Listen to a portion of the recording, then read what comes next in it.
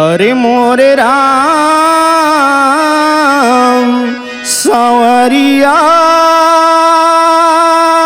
रे भोले जोगिया हो राम।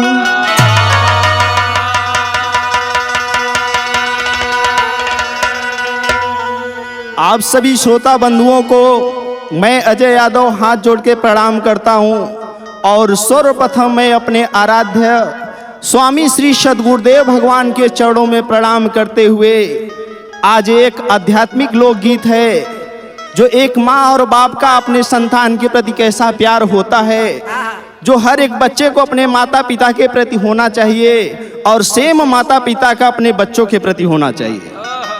कहानी है गोकुल में भगवान श्री कृष्ण अपना बचपन बहुत ही अच्छे तरीके से ग्वाल बाल के साथ खेल के खाते हुए बिता रहे थे, लेकिन समय का तकाजा ऐसा है, चक्र है कि कब क्या हो जाए कोई नहीं जाने।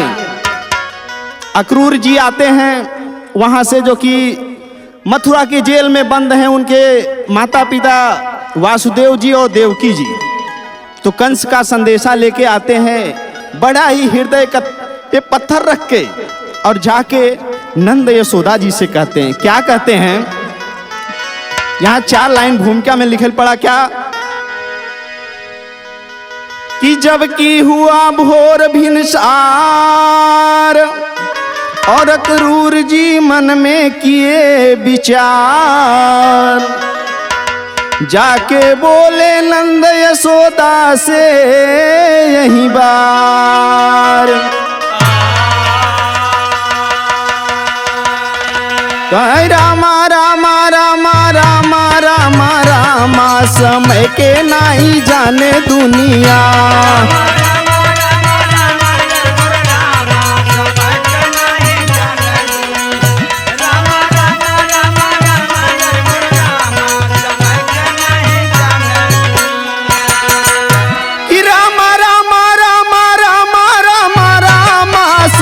के नहीं जाने दुनिया, गोकुल छोड़ के मथुरा गईलन जब कान्हा, समय के नहीं जाने दुनिया।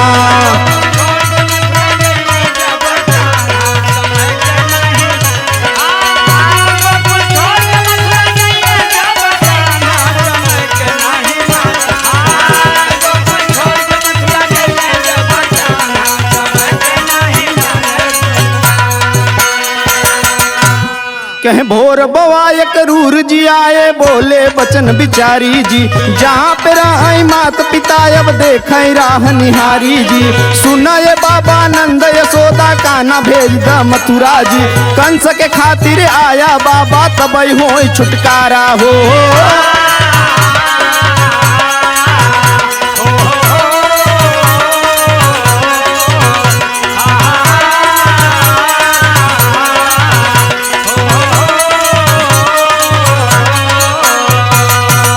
तो रही रही बात यही समझावे, रही बात यही समझावे, तो रही बात यही समझावे, मोह कान्हा का छोड़ न पावे, आंसू बरसई जैसे जस बरसई सवनवा, समय के नहीं जाने दुनिया।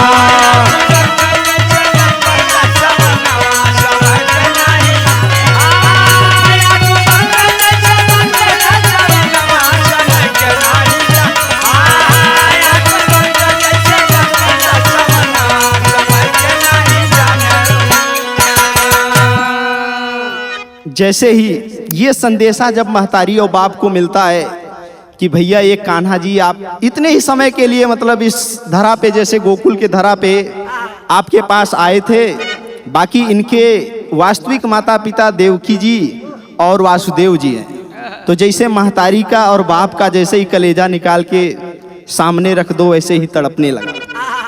तो महतारी क्या है, माता और पिता तो बचपन से पैदा जब बालक हो जाता है तो खुद क्या करते हैं कि बच्चा गीले में रहता है तो महतारी उठा के अपने खुद उस तरफ आ जाती है जिस तरफ गीला रहता है और सूखे पे बैठो कुछ लेटा देती है। लेकिन माँ की महिमा को, इस करुण वेदना को आज मैं बताते हुए अपने हृदय में मेरा भी दिल और आंख आंसुओं से भर जाता है। कैसे माँ रुदन करती है कि मैया रोई रोई करेली रुदनवा,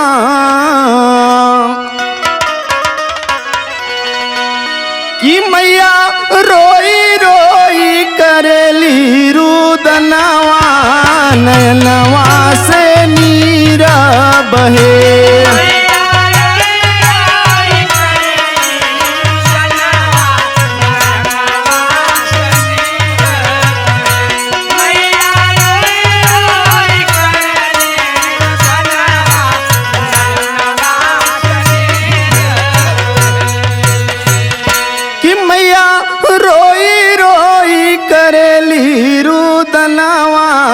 नयनवा से नीरा बहे, कि काहे छोड़ी जात बाड़ा अब ललनवा, नयनवा से नीरा बहे।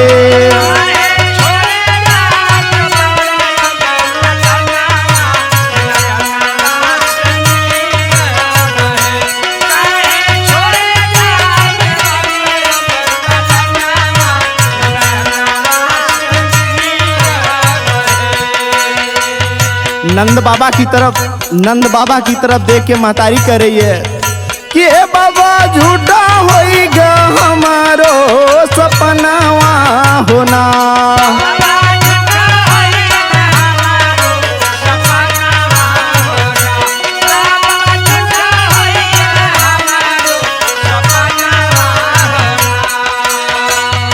कि काहे सपना दिखौला यही दिनावा होना।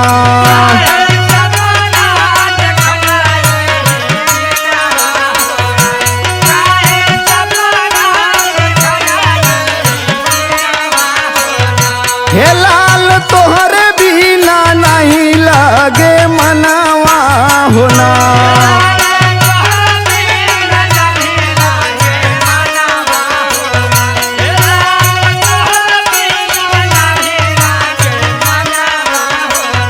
हे मैया रोई रोई करेली रुदनवा, नयनवा से नीरा बहे।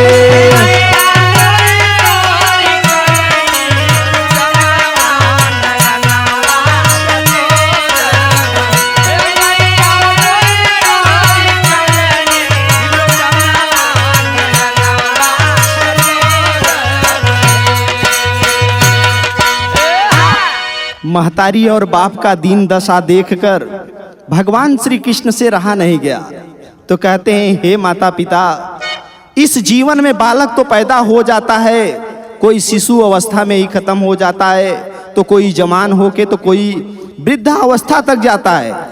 ये समय का फेर है। आज आपके साथ सौभाग्य लिखा था, पता नहीं जन्म जन्मांतर से किसके साथ लिखा है, लेकिन एक हम आपको वचन देंगे मैया कि जीवन में कहीं भी हमारी लीलाओं का ज्ञान होगा, कोई कुछ भी कहेगा, लेकिन अगर किसी के जुबान पे अगर वो नाम आएगा तो बोलेंगे कि ये नंद यशोदा का लल्ला ही है।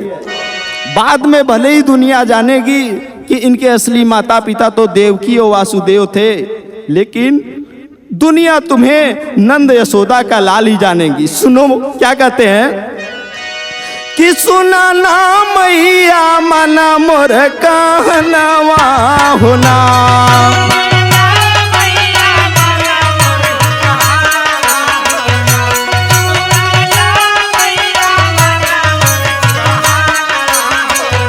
कि जुग जुग में कई बलनवा होना,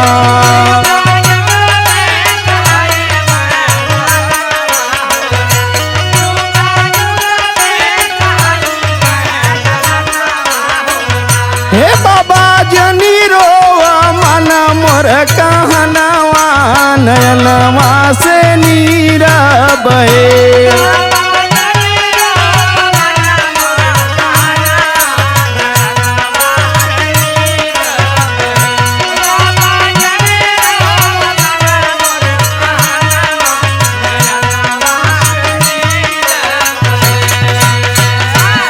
कहते हैं कि जीवन मिला है तो फिर अगर भगवान की महिमा रही, हमारा आपका ऐसे ही सौभाग्य रहा तो किसी न किसी जन्म में हमारा आपका फिर मुलाकात होगा।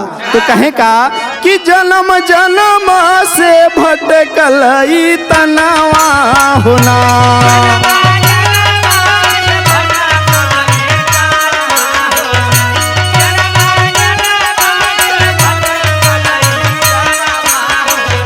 कि रहल संग जितना रहा तोहरे संगवा होना।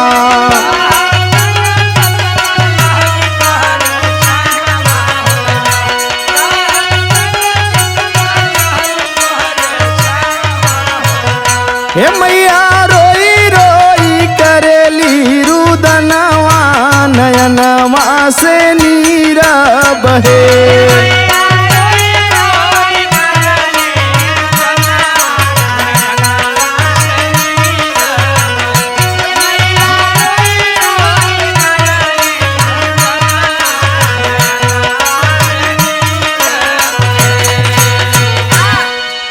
ग्वाल बाल सब लोग एकत्र हो गए जो कि उनके साथ दही और माखन चुराया करते थे। बोले कि भैया अभी आप तो चले जाओगे, लेकिन हम लोग का क्या होगा?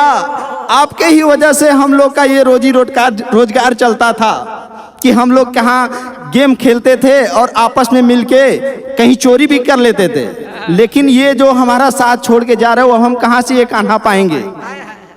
तब आके अपना कैसे वेदना को व्यक्त कर रहे हैं। यहाँ पे एक तर्ज लगा, क्या कहते हैं कि रोई सब लागे ग्वाल बाल, कि रोई सब लागे ग्वाल बाल, कान्हा छोड़ी चले मथुरा नगरी।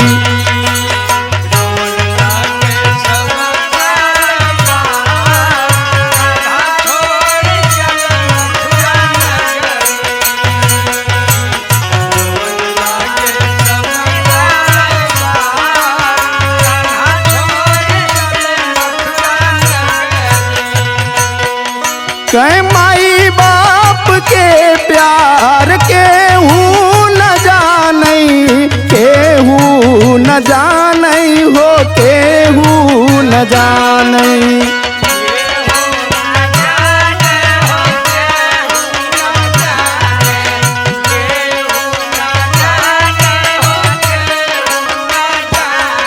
कह माई बाप के प्यार केहू केहू न जानई हो, केहू न जानई।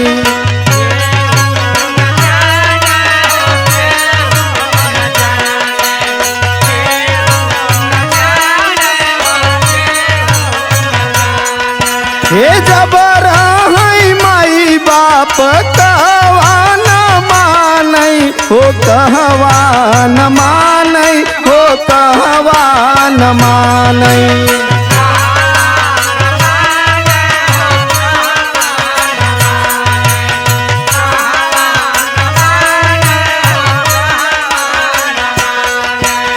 देखी देखी देखी देखी रोई यशोदा माय, कान्हा छोड़ी चले मथुरा नगरी।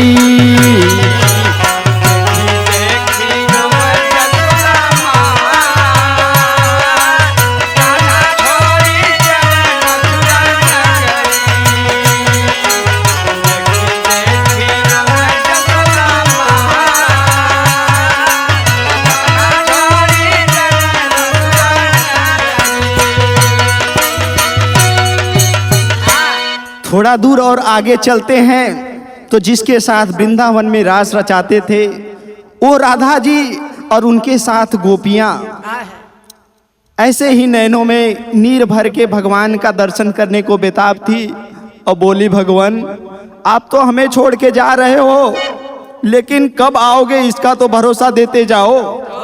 तो भगवान ने क्या, पगली जो हमारे दिल में रहता है उसके लिए तो हर जगह मतलब तुम मेरे साथ हो, इसमें भरोसा की क्या बात है। तो कभी गीत के लाइन से राधा के लिए दो शब्द क्या लिखते हैं कि रही आनी हरई का दा नयन भर निरवा, नयन भर निरवा, नयन भर निरवा।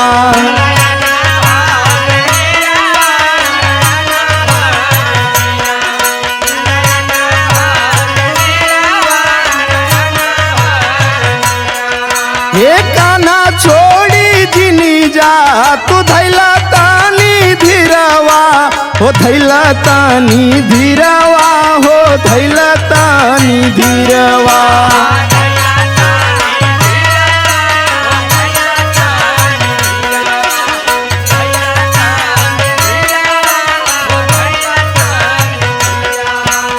जनी तोड़ नहीं आके आज काना छोड़ी चले मथुरा नगरी।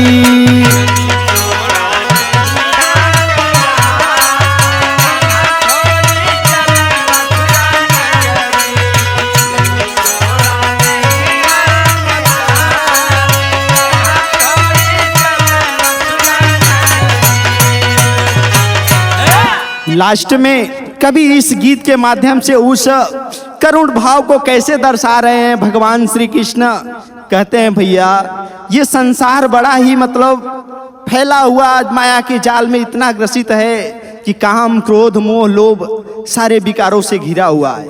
लेकिन आप लोग का ये प्रेम और भाव देख के मन तो नहीं कर रहा है कि इस धरा को छोड़ के चला जाऊं, लेकिन अगर मैं यहीं तक सीमित रह गया तो वो जो मथुरा में क्रूर अत्याचारी है, वो जो लाखों दुखियों को इतने गरीबों को सता रहा है, उसका अंत कैसे होगा। तो कहते हैं कि हमारा भरोसा है कि हम आप लोग से हमेशा मिलेंगे और हर वक्त आपके पास रहेंगे। कैसे कि काना का भरोसा बाटई सुनी लाए राधा, सुनी लाए राधा, हो सुनी लाए राधा।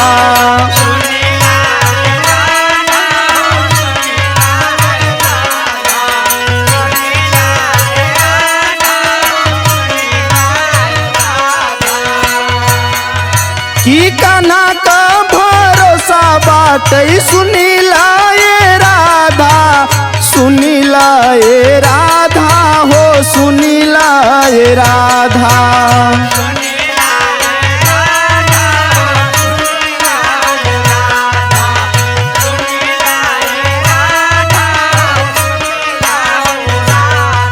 हे रही हाई सादस था नम आधा आधा, हो नम आधा आधा, हो नम आधा आधा।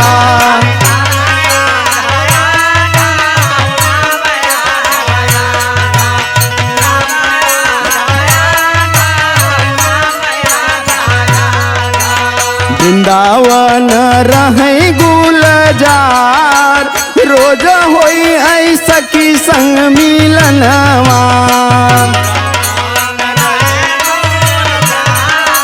रोज होई है सखी संग मिलनवा, अजय कहीं बा